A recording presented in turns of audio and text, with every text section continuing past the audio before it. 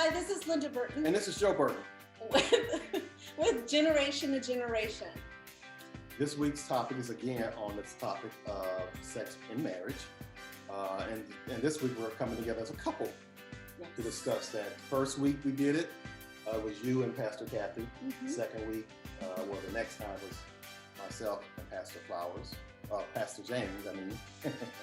And so this week we're going to talk together as a couple. Yeah. So the ins and outs and the I don't know. Well, let's. Why don't you guys start? Yeah. Oh, well, what we can do is say that sex is a gift from God. It was designed not just for procreation, for having children and replenishing the earth, but it was also designed for pleasure. And it is a wonderful pleasure. It's a wonderful gift that God has given us.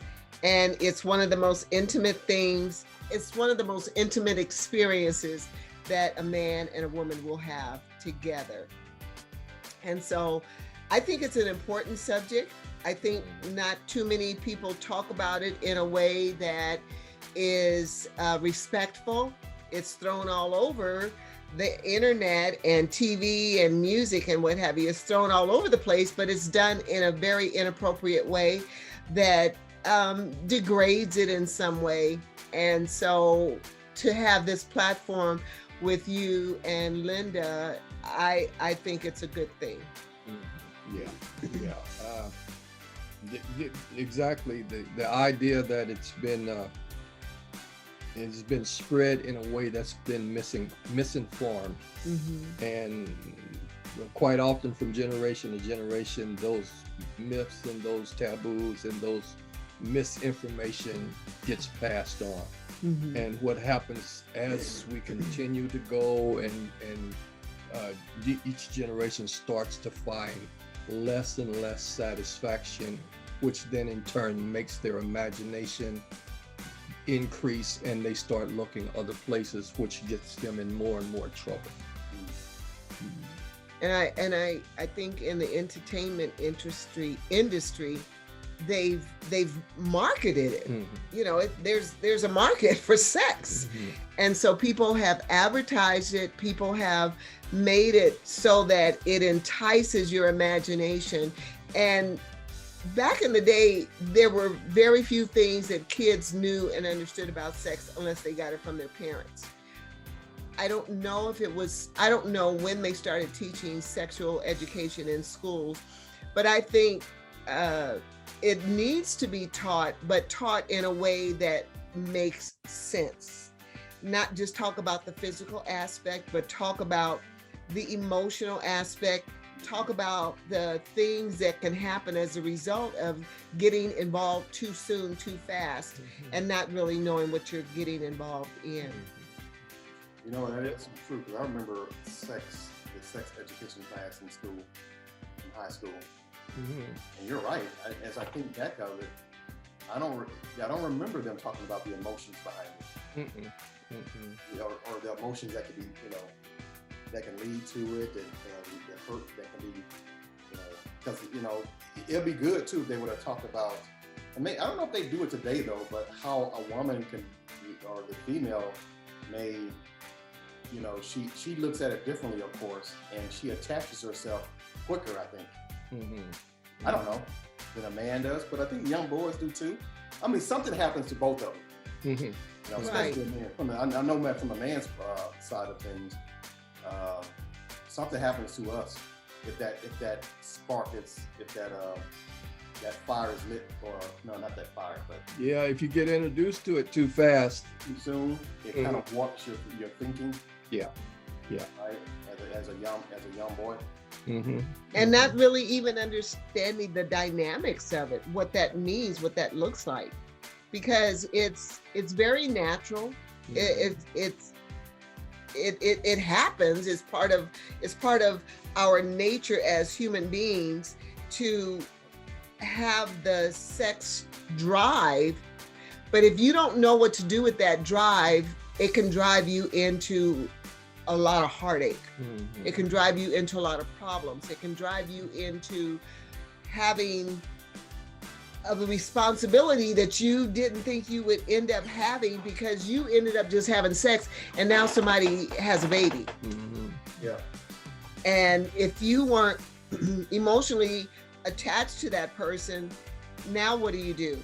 Now, how do you detach yourself and at the same time be honest and be forthright in doing due diligence for the sake of the child? Because now a human being is there, and it's not their fault that mom and dad weren't married. They didn't know what they were doing. They were just caught up in the moment. And now what's going to happen to that child? I think too, the other side of this is that there's a real danger of disease and that kind of thing when you don't really know a person. Right. It is there's a real danger of disease that can really create some real problems. Right. Because venereal diseases, it's not discussed that much anymore, but that stuff is still out there because people are doing some strange things. So there is a umbrella and a covering that Scripture puts it under, and it's under the covenant of marriage. It is where God put the environment for sexual pleasure and all of the things that go along with that under the umbrella of marriage. Scripture tells us marriage is honorable and the bed is undefiled. And it's really important to note how it's written. It says marriage is honorable and the bed. It didn't say intercourse or anything like it, just said the bed is undefiled. And what that really means is it leaves your imagination free to experiment with each other through the umbrella of marriage, the sexual pleasure and the sexual intimacy area. And I think the problem with this is that people have gotten wrong information about that. They've gotten the wrong information, and they think there's only one way to have sexual pleasure, and that's through the organs that are used to make children. The problem with this is that sexuality is way bigger than two physical organs. And if you limit it to just the two organs, you limit your mind. And when your mind is limited, your imagination is stifled. And you can't have fun. And you can't have fun. Okay. You're supposed to have fun. You reduce this experience to just The a mechanics, release. and the mechanics. That's it. And that becomes not satisfying to people as they grow and as they go. And of course, we live in a world that's ready and willing to give you all kinds of other suggestions. Extracurricular. That can get us in trouble. Yeah, because speaking of that, because I remember, and I think I told you guys this before, but I remember someone saying that, because you said all this misinformation can come from that sex, like they were like, oh, you can't get a girl pregnant, if she's a virgin. Wow. I heard that before. Wow. All the misinformation. Like, Now that's definitely misinformation. Misinformation. Oh, it's her first time. You don't have to worry about getting her pregnant. Yep, that's misinformation. Or if you do it in a certain position. Correct. And it's said with such seriousness. I mean, it's like, do they really believe it? But it was. I mean, the person sounded like they believed it, and I'm like, oh, okay. There was no joking, there was no snickering or anything like that. But I heard, and there's a lot of myths out there. Yes. A lot of misinformation. Yes. And just imagine, Joe, if you're a little boy and you're hearing something like that, and you're open and vulnerable to that kind of thing, it can really get you into a bad place Oh yeah. because you can believe that. Mhm. You know, here's an adult saying this to you. Now add to this, this is an adult that you may admire saying that to you. You know, that can get you, that can make you make wrong choices, which can get Okay. you into a lot of real trouble. Right. And I think that's what has happened over the generation. People have said things to younger people. They may have been kidding with them or funning them or just playing or entertaining themselves by watching to see how they're going to react to it. And those kids believe that stuff. They may not have said nothing or act like it, but they took it in. Correct.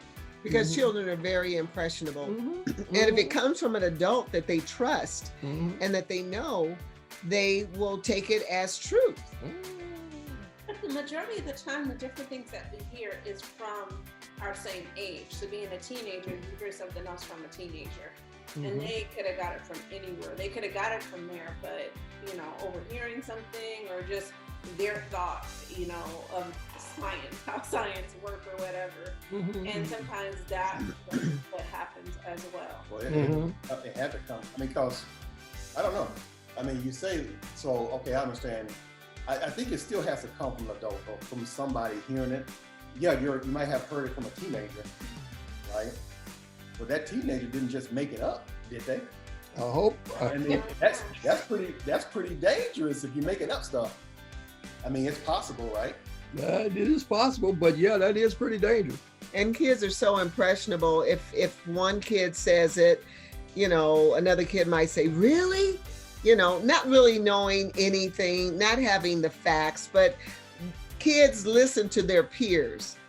And I think it's so important for parents to have a kind of relationship with their children that the parents know that, okay, when a child reaches a certain age, that they need to be taught and they can trust their parents because they have that relationship. But if you don't have a relationship with your child, if you've never sat down and just talked about life or sit down at the table and talk about the things that are going on in the world and talk about what's going on with your child and ask open-ended questions, then that child will be too embarrassed to come and say, Dad, I had a wet dream, you know, and I don't know what happened. And the dad, oh, you're too young to know about that. Just change your pajamas so your mom doesn't know. And, you know, but these are the conversations that we need to have with our kids. We need to be in their ears before anyone else is in their ears. Because even school starting earlier, like 6th grade or 4th grade, I can't 10-year-old. remember. Yeah, so they're even starting 10 or 11. earlier. I noticed with our kids, it was early, you know. So I remember going through their school, and I think it was as soon as 10 or 11. Really? Yeah, because he was in, what was he, middle school? So you're talking about sex education? Yeah, I think it was for Darius, yeah. our oldest now. Mm. But yeah, they were young.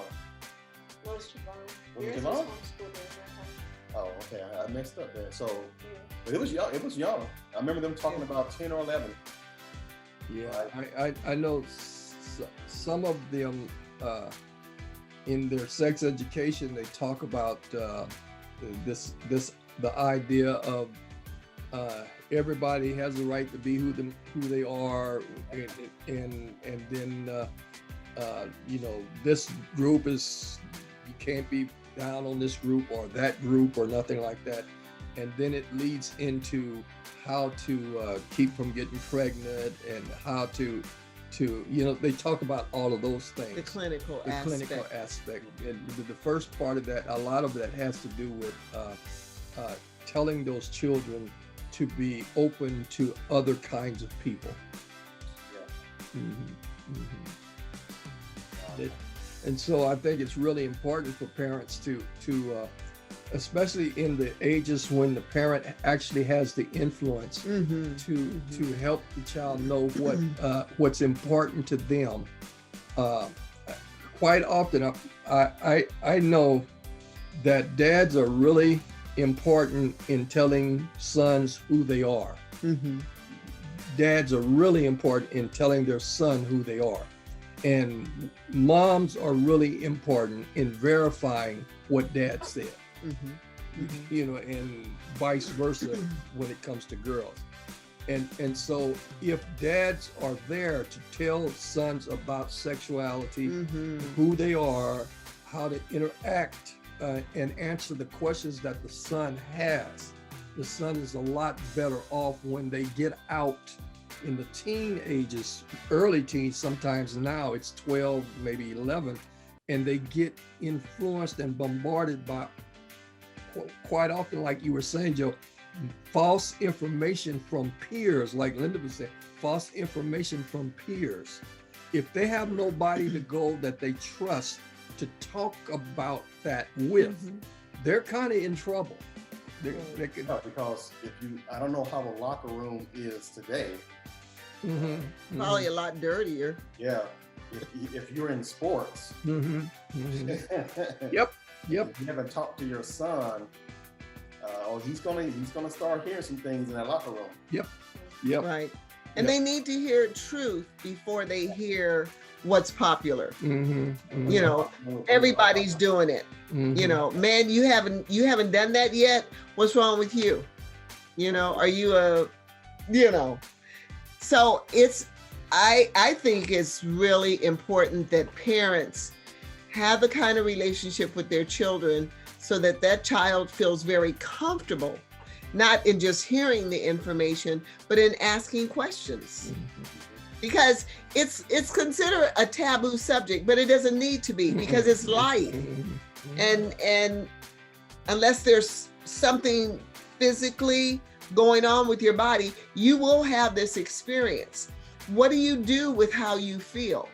What do you do based on what your body is saying, but you know that you're not ready to do anything because you don't even know what to do? So having that conversation with your children is critical. And I think fathers having a conversation with their daughters so that their daughters, and it's like taking your daughter on her first date, treating her like a woman, treating her like a lady, a young lady that she is, showing her how valuable she is, and this is how she should be treated. And from that first date, she will know, especially, and again, it's having that good relationship with your child. She will understand that her dad's standards for her are very high. Therefore, I want a man to treat me respectfully. I want a man to think that, and to know that you can't just treat me any way, because my dad treats me like I'm his little princess. And I have this feeling about how important I am as a female, and that I'm not going to be used just so that you can release yourself. You can go to the bathroom and do that yourself. Ooh, did I say that? You did. Okay. All right. But there's one other part that I think we're missing too, that dads do, that I did appreciate, is dressing or makeup. You know, the outer part of how a woman carry herself. You know, it's I remember it was a dance, and I was trying to wear makeup for the very first time. And I love how my dad handled it. He goes, "Mija, you know, you're so beautiful, but let me fix something." And he got a wet rag, and he started wiping it off, but slowly. You know what I mean? Like, "Mija, just let me right here," and then just, and he ended up taking the whole thing off. And at the end, you know, me being daddy's little girl, and he goes, "Oh, you're so beautiful. Now I can see your face. You're so beautiful." And I'm just eating it all up, you know? Of course. Eating it all up. And I never, ever wore makeup. Even when we got married and stuff, I never wore makeup because my dad did that. You know, it was like everything was reminding me, you know, you're beautiful just the way you are, you know? And even on those days when you have a pimple, you know, you get a pimple on your nose or the middle of your forehead or something, and you know you don't want to go to school that day. I remember my dad saying, "Mija, this is the day that all the other girls have a chance to look as beautiful as you. You have to go to show them that, you know, you have bad days and they can have a good day today, you know. And I just, you know, little me was like, okay. I had confidence, a little too much confidence. But that's the kind of influence he had with you. Yeah, and it made a big difference of who I am. And I still made wrong decisions, but it taught me how to carry myself. It taught me, you know, of just the value of me. And I think we use that, the value of ourselves. Right. And if we lose that, then people can treat us any way they want. Mm-hmm. Right, right. And if you lose it, that there's a whole world of predators out there trying to prey on the fact that you have weak or low self-worth and have you caught up in all kinds of things trying to prove that you're valuable. Mm-hmm. You know, and that's pretty manipulative and deceptive. And it creates real problems. Yeah, and that's why they use the modeling angle to trap these girls into pornography. They don't just go up to them and say, hey, we want you to, you know, be in pornography. They use the modeling angle. Right, right. And that's where they start, because every girl wants to be a model. You know, wearing fun clothes and beautiful clothes, and then they slowly, maybe, how would you? Because first of all, they'll do the modeling act, pay them real good, because that's how you hook them.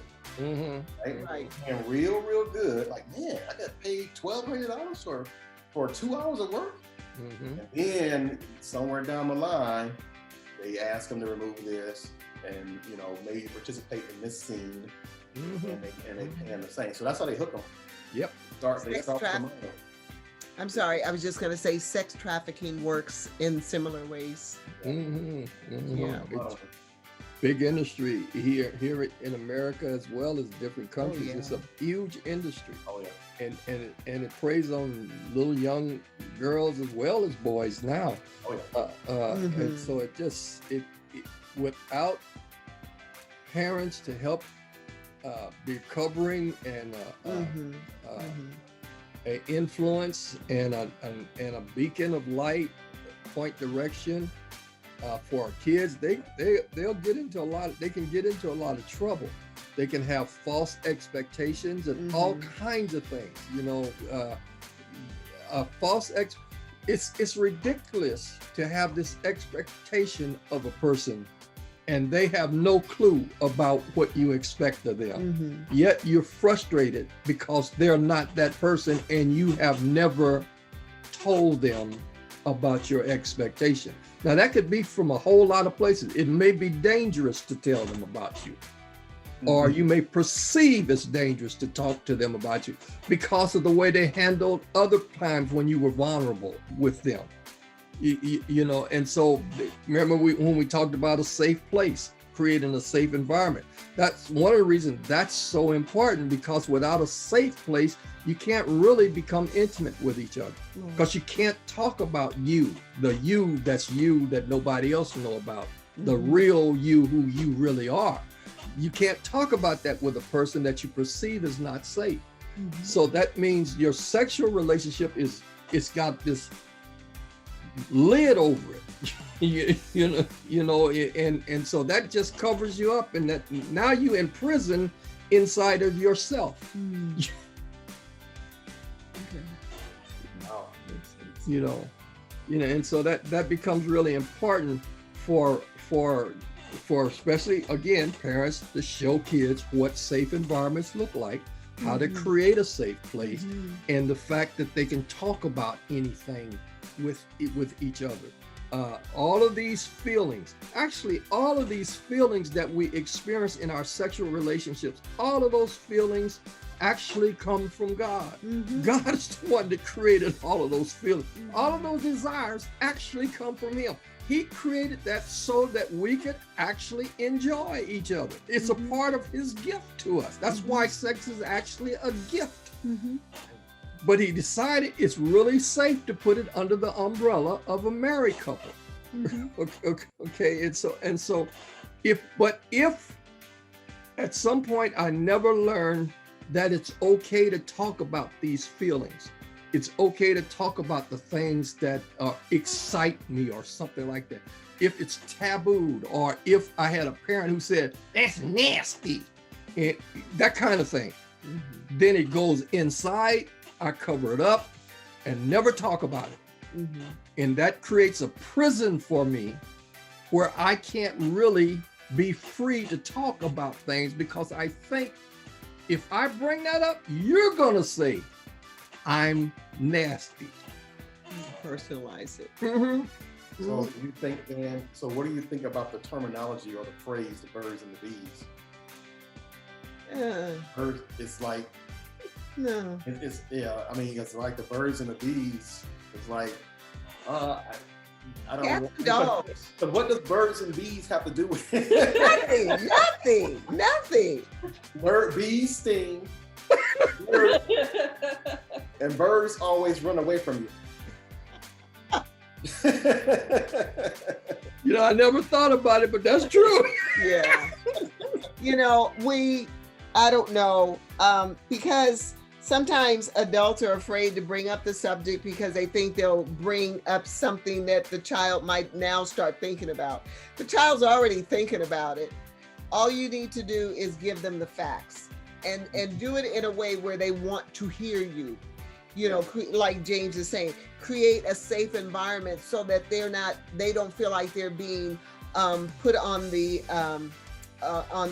judgment seat, that they're under trial, they're under a microscope, they're under a light where now, the poor kid is sweating, because now they've got to have this conversation. Mom is in the room and I don't want to talk. I don't want mom to know that I'm having these feelings.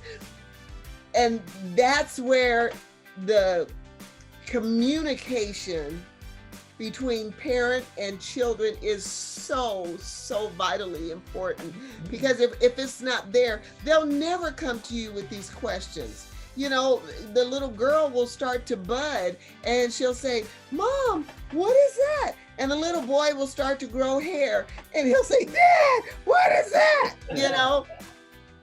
You need to have those conversations before that. So that the child knows when those things happen, oh, that's natural, that's just pubic hair, or that's breast, or whatever, and they'll feel comfortable. They won't feel embarrassed by it. We've got to take the shame out of it. We've got to take the shame out of it, because this is a natural part of life. It's like being born and dying. It's going to happen. And if we don't talk about it, children will become misinformed and they'll make mistakes. And the mistakes can be very costly. Very costly. Yeah, because you have them plan for college and career, but you don't have them plan for life. Right. Yeah, because you're a human being first before you get into college. Right. Or before you become an athlete. Right. Yeah, you're going to get to that life change is going to happen first before you even get to the other things. So, and you got you got to pick the right moment when you tell a child too, because some children may be too immature. Right. And the reason I say that, because I remember being in this one place, and it's a younger boy, and his mother, she was trying to be astute. She was trying to get her ahead of the curve. So she had an older daughter and a younger son. And one day in public, the little boy said, he was probably 10, 12. And he pointed at his sister and says, I know what goes in there. And this was in public. Man, she was embarrassed. And, all the peers were around. See, I was younger. I was like 20 something at the time, 25 or 26. Of course, and it was a lot of young people. So, I was a little leader.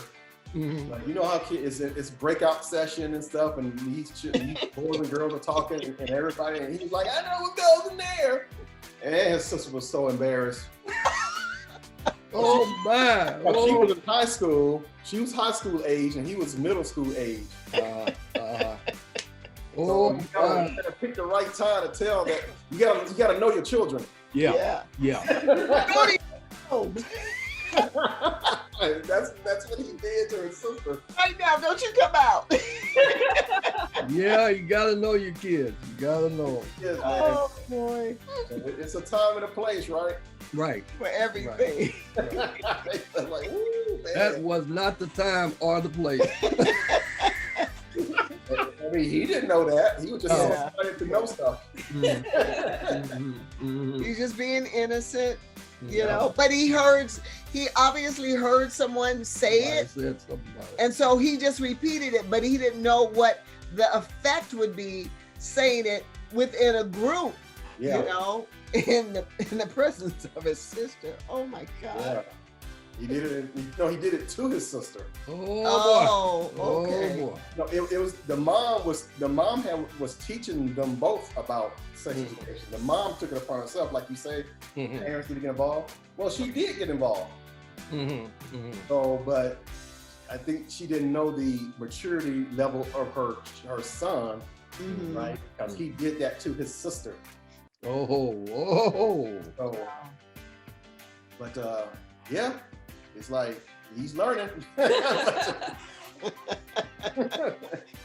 Yep. Yeah. Oh yeah, you will make a few missteps Yeah. as a Yep. parent, I suppose. I suppose so. Yeah. It doesn't come, parent, and we were talking about this on another broadcast earlier this week. Parenting does not come with a manual. Right. So a lot of parents make mistakes because they learn from parents that didn't know anything, and so on and so on. And it's and I said this on the broadcast earlier. It is one of the most important jobs you'll ever have in your life, but nobody teaches you how to do it. It could be one of the most rewarding jobs that you'll ever have in your life.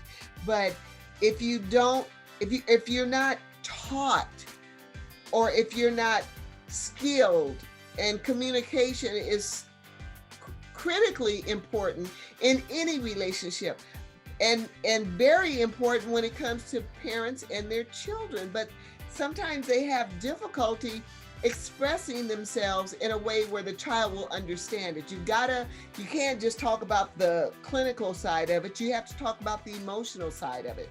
You have to talk about the physiological side of it, what's going on in the brain, and what causes the brain to make things feel like they feel in the body. And what do you do with that? So it's really, really important to just, it's like everybody needs to go back to school.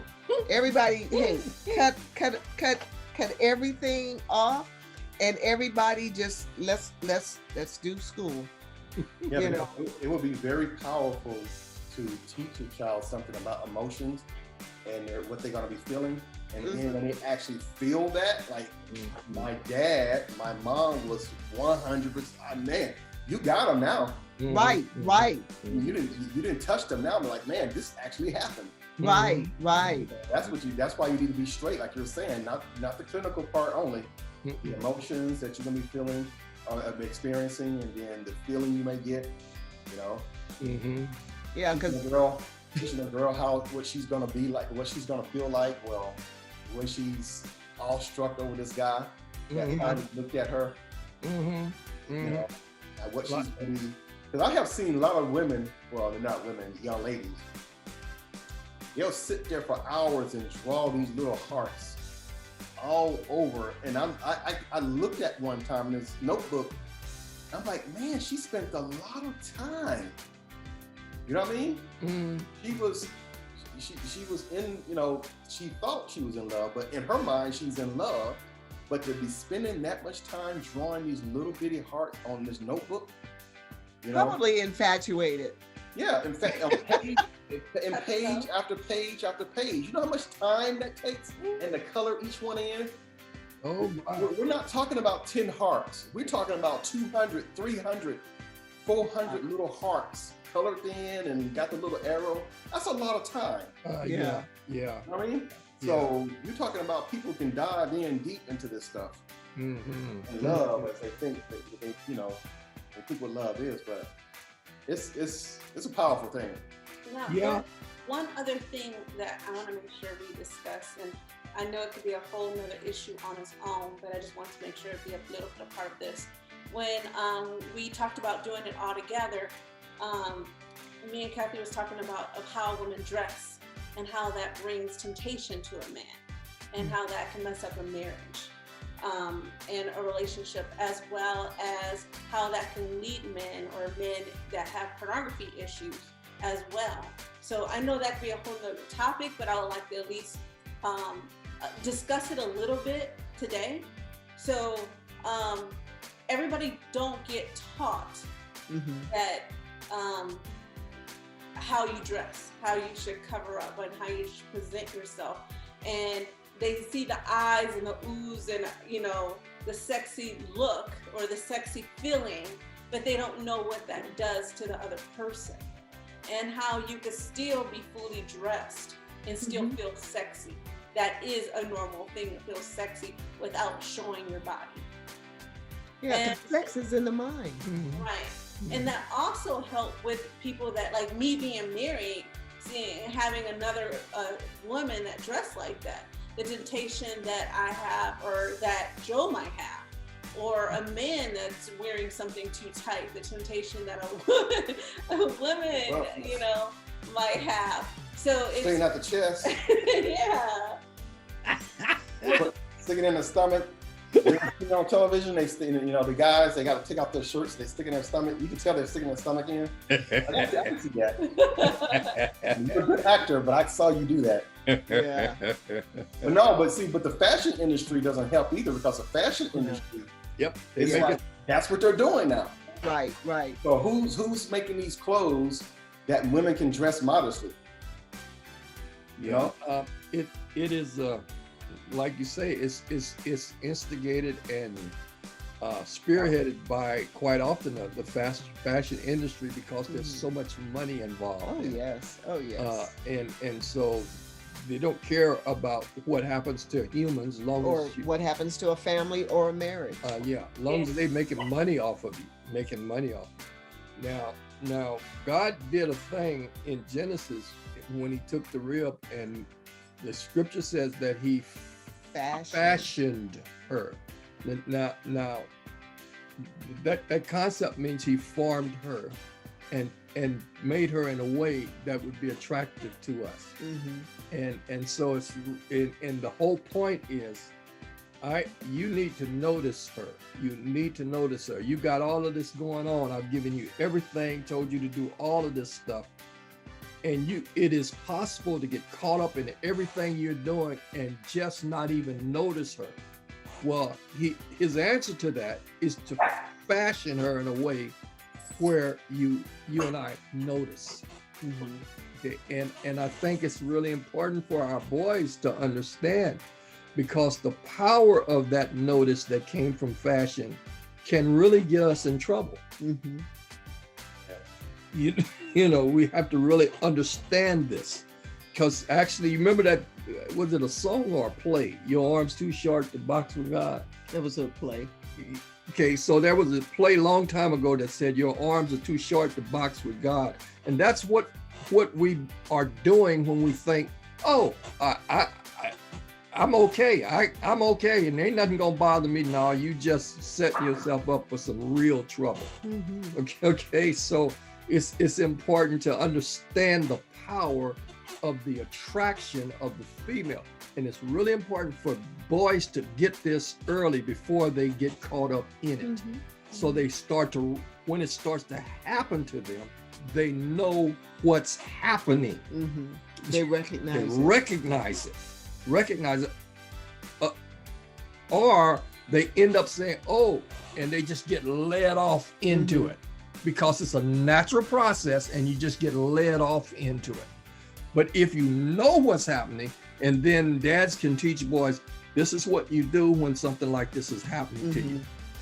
Okay, you need to not let your eyes stay too long. Right. You know, A glance, but that's it. You have power over your eyes. You may not have power over your notice. You might notice this, but you have power over your eyes. That means you can take your notice off of it. I know there's a passage of scripture in the book of Psalms, and it talks about, it says, I will set no wicked thing before me. And so what it's saying is, because David wrote a lot about relationships, but Solomon really just hit the nail on the head and kept hammering and kept hammering and kept hammering throughout the book. But what it does is it tells us you have the ability to change your focus if you want to. Now, if you choose not to, it will take you down this dark road. But I think, and like he was saying, the fashion industry, even in the men's department, the fashion industry has just gone nuts. You know, they've actually made jeans just to enhance a woman's backside, you know, and everybody wants their backside to be noticed. I've never seen, and then they made false backsides, so in case you can't get butt plugs. Yeah, all kind of stuff. Or get shots. That's whoever thought. Now, my problem is, what are you going to do when you get 80? And that all that is behind you, and all this is in front of you. You're not going to be able to walk. Yeah. And the problem with all of that and this is that all of that and this doesn't really create pleasure. No. After a minute, that and this is just that and this. Parts are parts. Parts are basically parts. Yeah, you meet the girl out in the mall, and then you get home, and then then she comes out of the bathroom, and you're like, wait a minute, you're this tall, you're this flat, this check. Who are you? Wait a minute. Are you just gonna get up and leave? Are you that shallow? Like, wait a minute. Wait a minute. I thought I was. So I've been robbed. Shallow. Oh man, that's falsehood. You represented yourself. Yep. I need a lawyer. Well, that's the world we live in these days. Unfortunately, that's the world we live in these days. And it's not about substance. It's about it's about other things. Because a person that has all of that could be mean or jacked up in the head, or you don't know. So just being aroused by what you see has very little value. I'll just leave it as that. Has very little value. So like we were saying last time we were together, Joe, I think I was saying that there are three things that are really important that bring pleasure. One of them is knowledge, the other one is insight, the other one is skills. And those are the three things that actually bring pleasure: knowledge, insight, and skill. Knowledge of what to do, insight in how to do that with you, and the skill of how to do it. And that is really what brings pleasure. Parts are parts. Okay. So at some point, parts just don't. They're just parts. Okay. So what happens with the person is you take your body and all of your parts and use your knowledge, your skill, and your insight of your mate to make those parts work. You know what? I want to go back to something, because you brought up something where if you look, because I remember watching a lot of movies, and it may have been older movies. I don't know if they do it today in the movies as much, but when a woman would seem to be getting undressed, the man would turn. You remember seeing that a lot in the movie? Right. So now I was so that was a real good, because I saw that and I was like, huh. But my thought was, if she's gonna show her, I'm gonna look. Right? But there's something to that. Like you said, taken down, it would take you down a dark path or a different path you shouldn't go down. But there is something to not looking. Yeah, because if your lust level gets too high, it increases your expectation, which makes it a disappointment for you, makes her a disappointment for you, and she becomes a failure. So it's not what she does, is what you do. Yeah. You know what I mean? Yep. So I was like, oh man. But the thing about it though, the hardest thing that man can have and face is like you said, those chemicals. Yep. Those endorphins that kick in when you see that. Yep. It's so hard to fight against something that feels so pleasurable. Yep. You know what I mean? So that's when discipline comes in. Yep. And strength. And some strength, right? And some strategy. Let's go play some ball. Let's just get ourselves really tired. Let's keep ourselves preoccupied and engaged in something else. Because if I don't have nothing to do and I just sit around and think about that, I'm setting myself up. That's good. So modesty becomes really important for women so that they don't create in this man a false sense of who she is. Now she don't have to come up to some kind of expectation that he has in his mind of who she is because of how she dressed and what that stimulated in his mind. You know what? You bring that point. See, you brought that point, and my mind automatically goes to this movie. You ever seen Pleasantville? You ever seen that movie Pleasantville? It was a black and white movie. No, I haven't. Well, it was a color movie. It was a modern movie at the time. It may have been 10 years ago. 15. It's called Pleasantville, and it had a scene in it, and I can't remember what time, so I'm just gonna pick a time. So I think they were in the 90s, or maybe the 2000s. I think they were in the 2000s. Started out in color and stuff like that, and then something happened, and the family got transported back into 1960, maybe, or 50, or maybe 1950. Okay. So you got a modern family, 2000, went back in time, and the movie switched to black and white. Okay. Right? Switched back to the time where the girls had the skirts, the guys had the slick hair and the jackets, all that time. So what you said there is the girl from the 2000s, she fell she went out with this guy in the 1950s, right? And in the 1950s, they used word like swell. Oh, that's swell. Remember that word? That's swell. Yeah.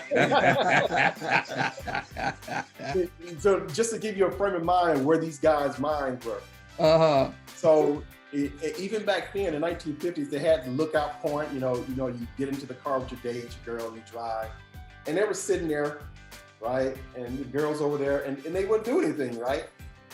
Now, when these people from the future came to that period of time, what the girl did was she decided to go one step farther and have sex with this guy, right? And it messed them up, because what she did, she decided to, after the third or fourth time, she decided that she got tired. Like, I don't want to do that anymore. So I'm going to this other guy over here, and it messed this guy up, right? It really messed it up, because he was getting all this more attention than his girlfriend from the time was given, right? So she came and just that period of time now kind of got warped. Yeah, got you. Yeah. You know what I mean? So they changed the whole dynamic of the era, right? Because they no longer said swell anymore, if I remember right. They were swearing. They start doing what they taught them. Wow. You know what I mean? It's called Pleasantville. I think to me, And it's PG. It's PG-13, if I remember right. Okay. it was in black and white. When she went back in time, it was in black and white. And the more they had sex and even made out or anything that is like that, those things and those people become color. Yeah, they became in color. So after a while, pretty much everything. Well, no, at the end there was still some black and white. Oh, it was mixed. It was mixed. Some people walking around in black and white, and some people walking around in color. Right. Wow.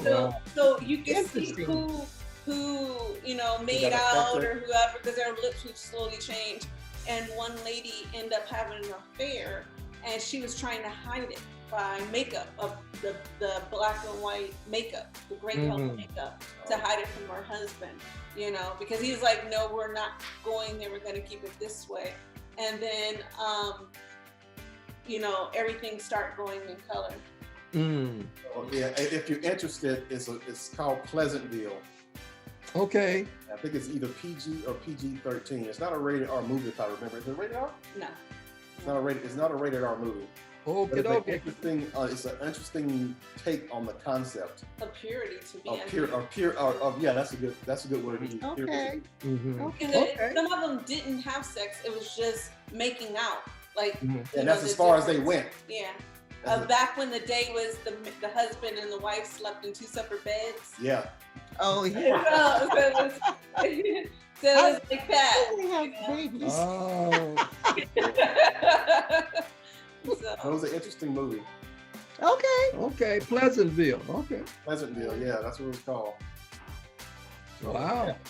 So the whole thing is of us being aware of that, and what can we do to help each other hold on to that purity as long as possible, or until you get married, or, you know, temptation from other people that is not healthy. Yeah. You know. I think it's probably very important to have, like you were saying, a strong sense of value, self-value, which can become the foundation of being modest. I don't have to be flashy. I don't have to advertise. I don't have to advertise, because I know my value, my personal value. I know my worth. I think that's a foundation for modest, because the world is going the other way, and you actually have to have a strong foundation to go against the current. Right. Be strong. Your character has to be strong here to go against the current. I think being disciplined as well. Because Sure. you can be modest, but I can't control my thoughts, or I feel like I can't control my thoughts. Like, I don't want to not think of doing something that I don't supposed to. So it's not, you know, holding back, controlling that, keeping my, you know, the battle of your mind itself. Sure. You know, because you can be modest. I dress modest, but then I still need help with my mind. I'm saying, no, come back. Well, you being someone, you know, myself, who already dove in head first, submerged, climbed out, you know, because I mean, the whole swimming pool. Some people just dip their toe in it. You got you, Joe. Some people go, you know, knees waist high, but some people just dive straight in. I was one of those people that was submerged in it. So to try to reverse that, that's even harder. Yeah. Better not even have walked down the road in the first place than to have walked down the road and trying to make those, because you're constantly trying to pull yourself out, you know, and somebody got your arm, and you know, it's a constant fight and a constant struggle.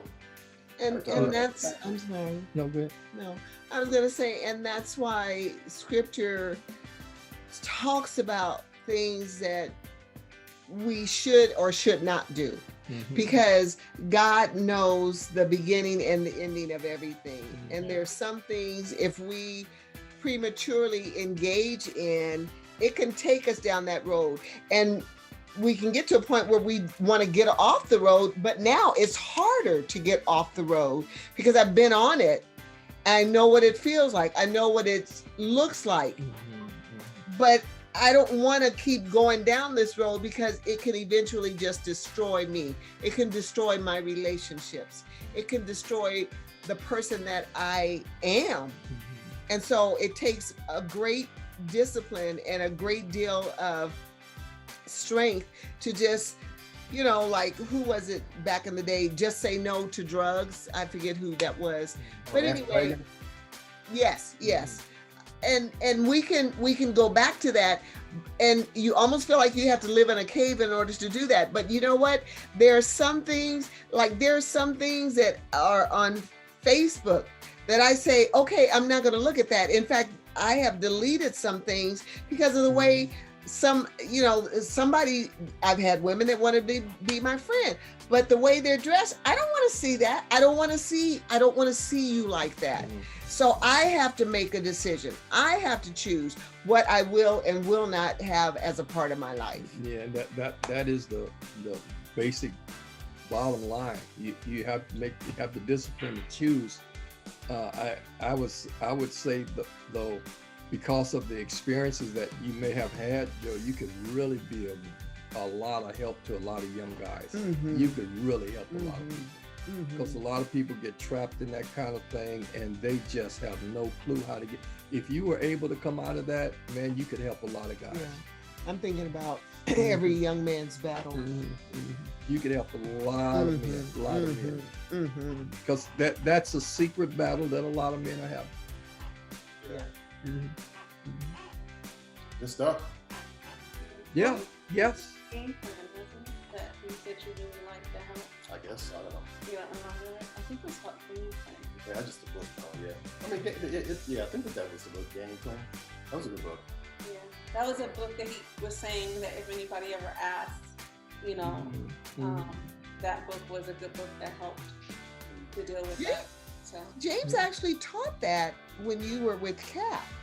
I don't know if you remember that back in the day. Game Plan. The Every book young Game Plan? man. No, she's talking about game plan. the book. Oh, a game It's plan. Yeah, that's the book. It teaches men something about, well, I can't say it. He can say it better than me, about if you look, I guess it's natural to look, but it's how long you look or something like that. Yeah, I don't remember.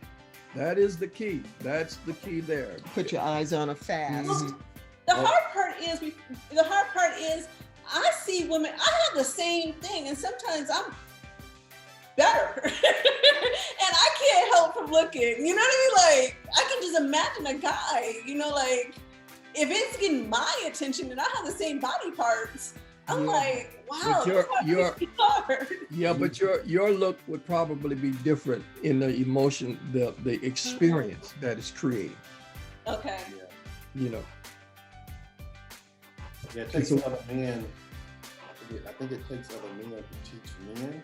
Yeah. I think a woman can probably give some insight, but I don't know how she can get that across without, getting too involved. Yep. It takes a guy to talk to another guy about stuff like that. It really is. First of all, it's really needed.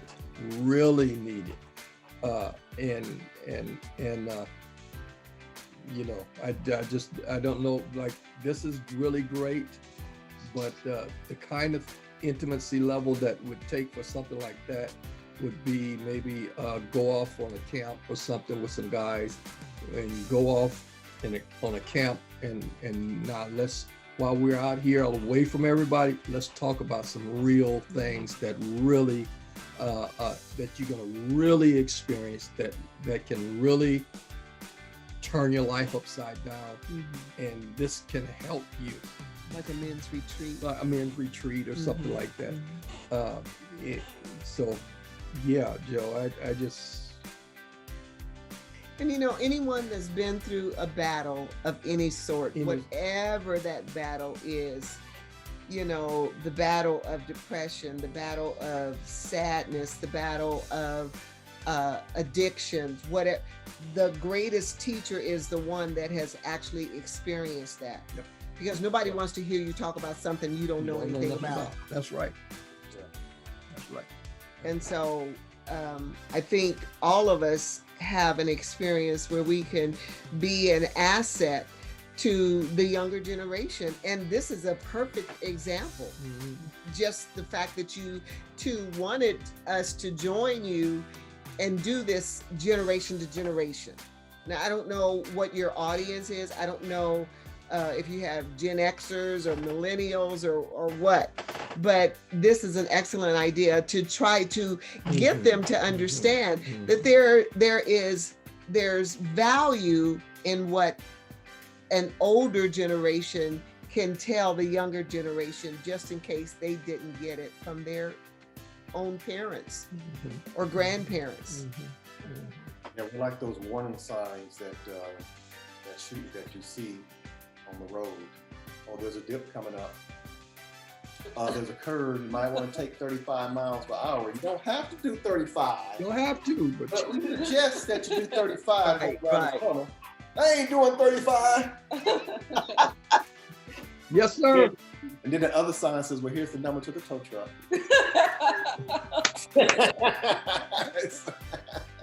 That's why they put those guardrails. That's why they And put those what are the visiting hours in the emergency room? Right. You might want to check out the video. This Yeah, yeah. As a matter It's of- called the law of physics. right. If As a you matter do of this, fact, this will happen. as a matter of fact, we send an ambulance about every 30 minutes. People ain't gonna listen. Oh boy, But we're people like- are we're making like their one- money off of foolishness. Mhm, Yeah. mhm. We're like warning signs or those caution signs that you see on the freeway or on the roads. You know, oh, slow down. There's ice on the bridge. You ever seen those signs? Not the may be on ice. the bridge during winter or whatever. Mm. So I'm No, I like, haven't seen the See, ice. we're Californians. you ever seen it in California? No, I don't generally go up to the mountains. It's too cold up there. It's nice to see the snow from this vantage Down point. here. You gotta go up to the snow and get it and do a snow angel. Then come on back down. I'll make some icing for a cake and do a snow angel and oh gosh. Yeah, so I think it's really important for us to help the younger people to know how to handle their mental drugs. The drug that is endorphin, that's and to know what makes the brain secrete it, know what triggers it, and then how to handle it. Because without that, you can't control yourself. You get out of control. What about that? I mean, food is a testament to that too. Yes, sir. Yes. That's why that's why I got this stomach. Because man, it just I don't know, Pastor. That is a fight and that is a battle because the battle is it's one thing if you experience it and it just feels like a bunch of knives, cutting your pin. Okay, I won't do that no more. But it doesn't do that.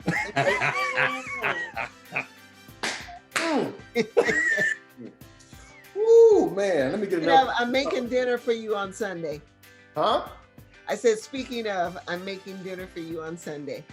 Oh, the what's it? The Chicken fried steak. Right? Oh yeah. We're still in the middle of the chicken fried steak. Yeah. You guys don't have to do some editing. You have to do some editing. Oh. Sorry. There's no editing. I like this part in it. I like this part. But anyway. Okay, so let's wrap it Oh, up. we're gonna bring it back. Hey Joe. That's Hey Joe, and I'm gonna throw in a banana pudding. That's what I'm talking about. See, endorphins. Okay, control yourself.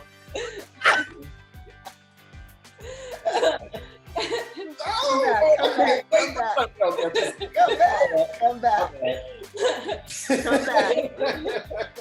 You'll be all right. You'll be all right. Oh my! Oh my! I might show up at 8:30.